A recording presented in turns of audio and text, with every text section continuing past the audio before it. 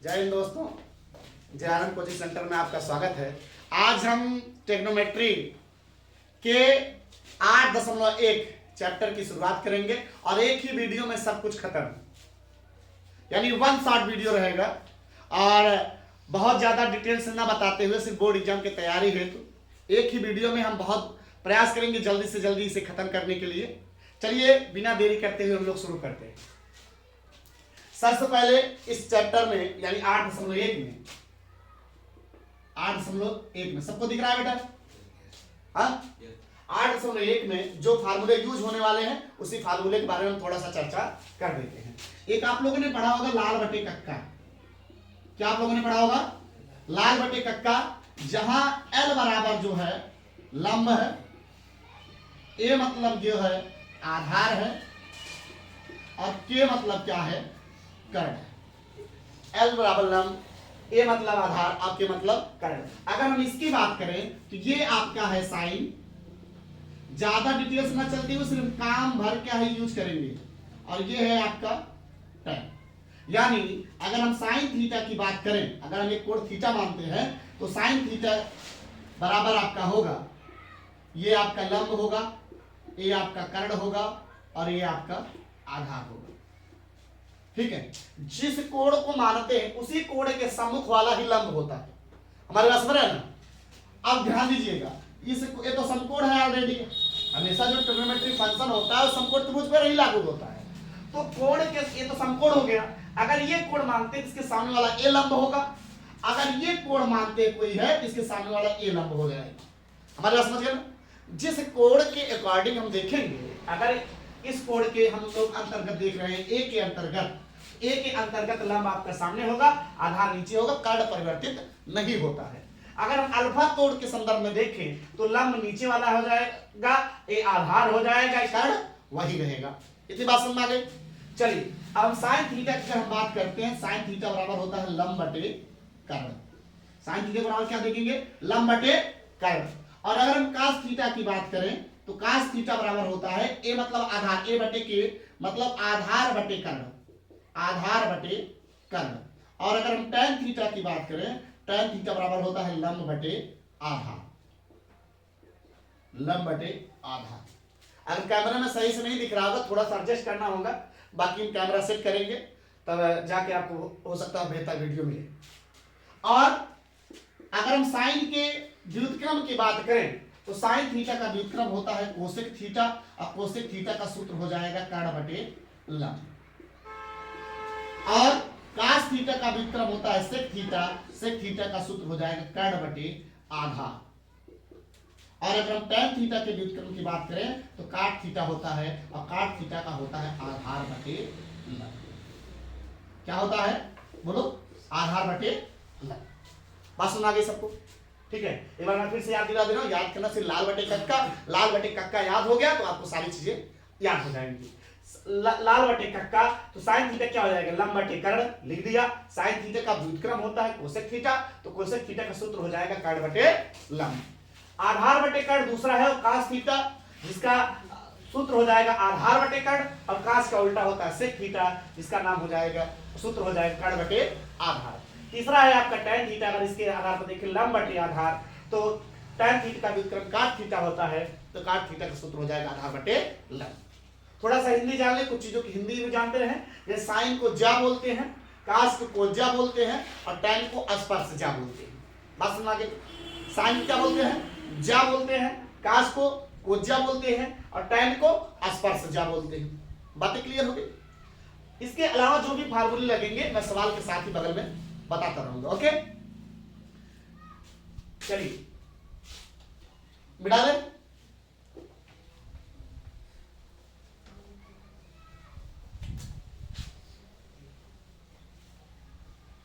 पहला सवाल अगर हम देखें, कह रहा है त्रिभुज एबीसी में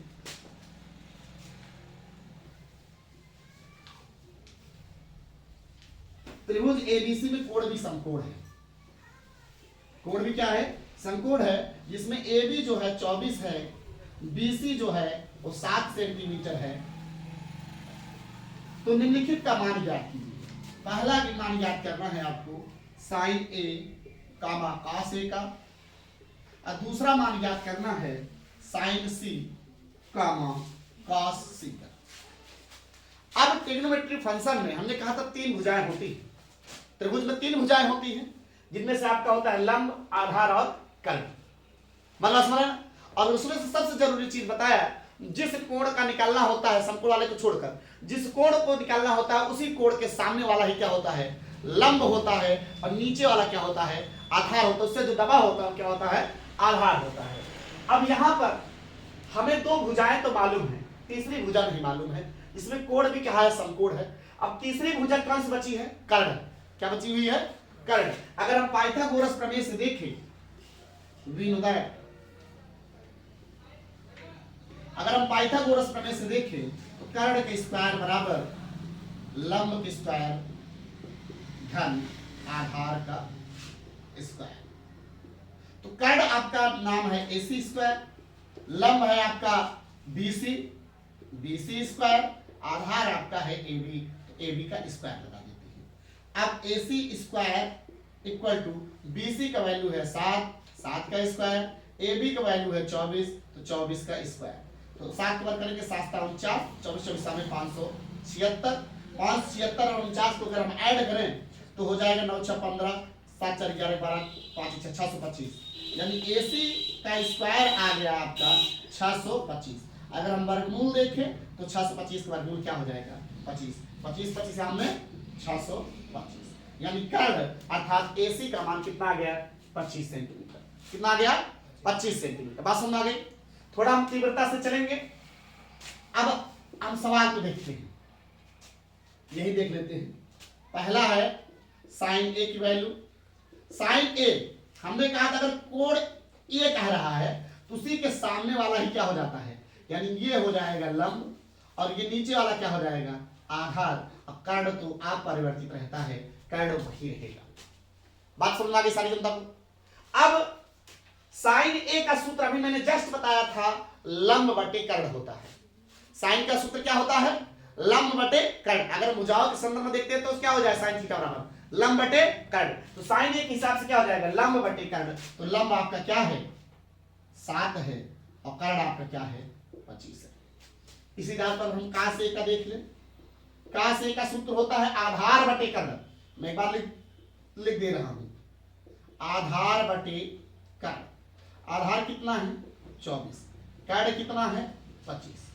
बस समझ गए। अब और इसका सूत्र क्या था, साइन का लंब बटे कर्ण, लंब बटे कर्ण। लंब था 7 और कर्ण क्या था,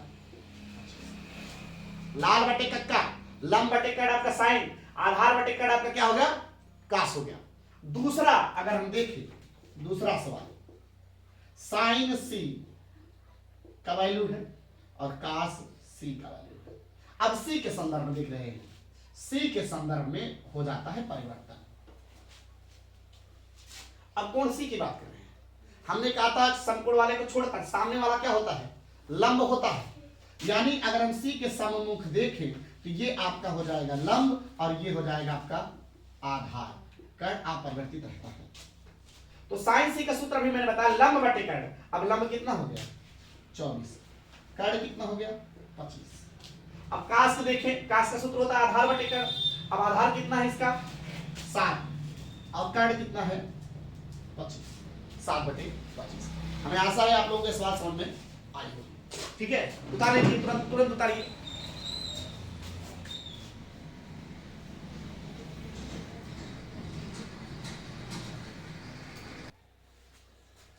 अब दूसरे सवाल की ओर बढ़ेंगे हम लोग। दूसरा सवाल कह रहा है आकृति में tan P माइनस काट R का मान ज्ञात कीजिए। ये आपका आकृति दिया हुआ है, P Q R। Q समकोण है और इस लंब का मान दिया है 12 सेंटीमीटर, कर्ण का मान दिया है 13 सेंटीमीटर, आधार का मान नहीं दिया है,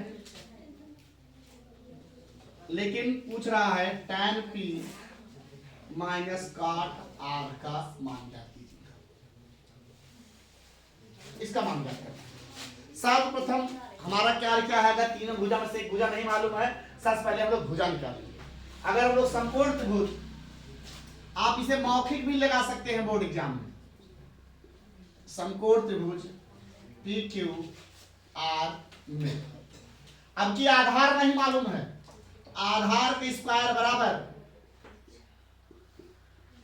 कैड के स्क्वायर माइनस लंब का स्क्वायर।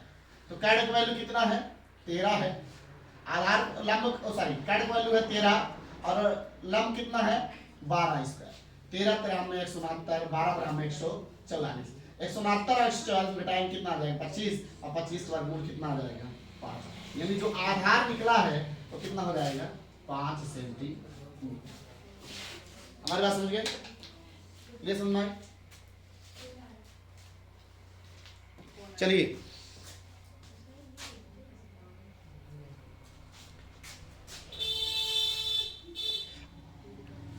आगे देखिएगा। आधार जब आपका 5 निकल गया तो अब क्या पूछ रहा है tan p माइनस काट r। हमने कहा था अगर p के संदर्भ में देखते हैं तो लंब ये हो जाता है, आधार ये हो जाएगा, कर्ण अपरिवर्तित रहता है। इसको हमेशा ध्यान दीजिएगा। अगर हम tan p की बात करें तो tan p बराबर, tan का मैंने सूत्र क्या बताया था, अगर हम लाल बटे कक्का की बात करें, लाल बटे कक्का की बात करें तो tan का होता है लंब बटे आधार। क्या होता है लंब बटे आधार। ठीक है, इसके संदर्भ p के संदर्भ में देखेंगे। अब p के संदर्भ में लंब आपका हो जाएगा 5 और आधार हो जाएगा आपका 12। मैंने क्या कहता है उसके सामने वाला लंब होगा। और अगर हम काट r के संदर्भ में देखें, tan का उल्टा काट होता है। अगर tan सूत्र लंब बटे आधार है तो काट का होगा आधार बटे लंब। लेकिन हमारी बात ध्यान सुनिएगा, r यहाँ पे है तो इसके सम्मुख वाला ये लंब हो जाएगा और ये क्या हो जाएगा आधार हो जाएगा। समझे? r के संदर्भ में तो आपका सूत्र क्या है काट का, आधार बटे लंब, आधार बटे लंब। यहाँ पर आधार कितना है 5 है और लंब कितना है 12। बात समझ गए? देन क्या निकालना है वैल्यू, tan p माइनस काट r की, tan p का वैल्यू भी 5/12 है और काट r का भी वैल्यू 5/12 है। 5/12 से 5/12 गया कितना हो जाएगा आपका 0 हो जाएगा। यानी tan p माइनस काट r का वैल्यू कितना जाएगा 0 हो जाएगा। हमारी बात समझ आ गई? ठीक है, जल्दी उतारिए।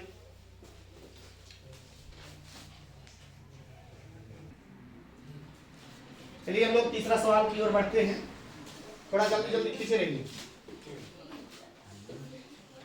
साइन ए बराबर 3/4, तो कास ए का वैल्यू निकालना है और tan ए का मान निकालना है। आप लोग सोच रहे होंगे गुरुजी आज खड़ी हिंदी का प्रयोग कर रहे हैं, धीरे धीरे अपने लहजे में आ जाएंगे। तो थोड़ा बहुत कैमरे के सामने हम चले जाते हैं एकदम खड़ी हिंदी लखनवी भाषा में। चलिए कोई बात नहीं।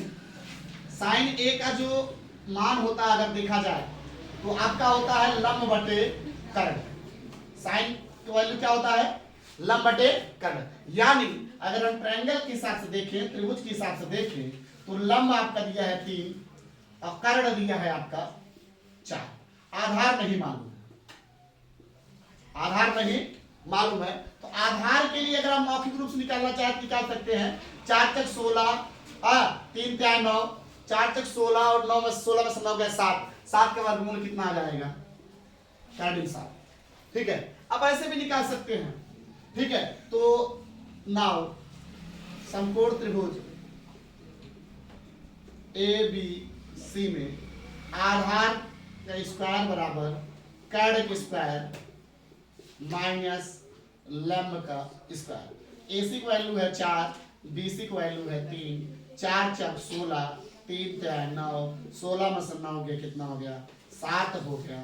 तो अगर 7 का वर्गमूल देखें तो क्या हो जाएगा कैडी में 7 हो जाएगा।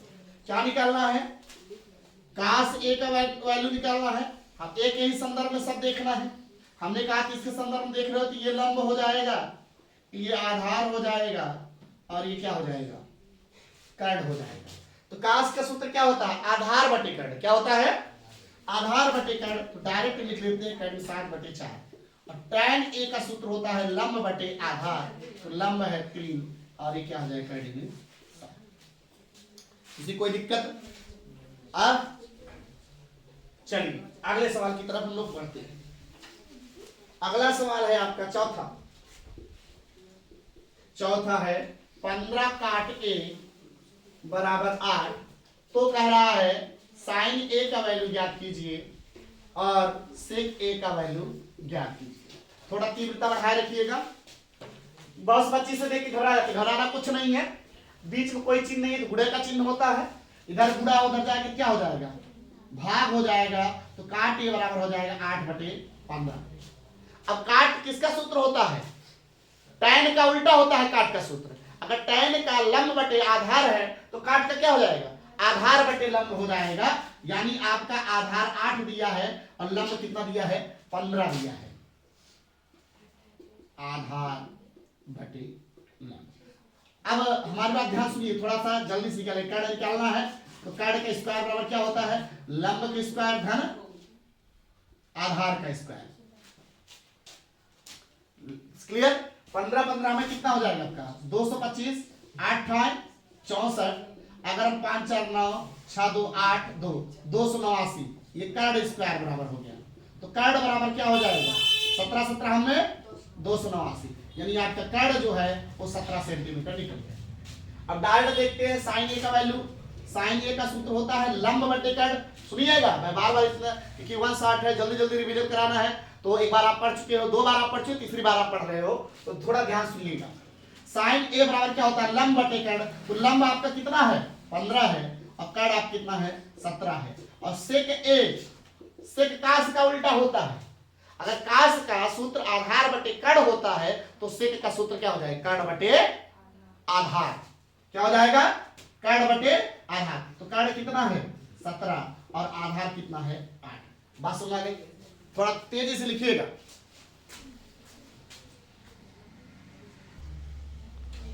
चलिए अगले सवाल की ओर बढ़ते हैं।